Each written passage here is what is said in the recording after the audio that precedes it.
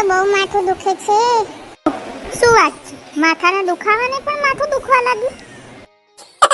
Mummy, હા બેટા, જો કોઈ એક માણસ એક બીજા માણસને બહુ હેરાન કરતું હોય, એને અતિશય ત્રાસ આપતો હોય અને આખો દિવસ કકરાટ કરતું હોય, તો એને બીજા માણસની માફી માંગવી જોઈએ કે નહીં?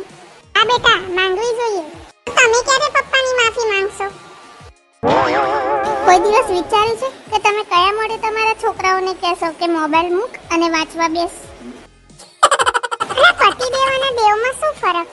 દેવ એટલે સુખ કરતા દુઃખ હરતા, અને પતિદેવ એટલે આ નહીં કરતા પેલું નહીં કરતા, આવું કર્યું છે તેવું કર્યું છે. એટલે તમને ખબર છે આપણા બેનું બ્લડ ગ્રુપ હરખું છે?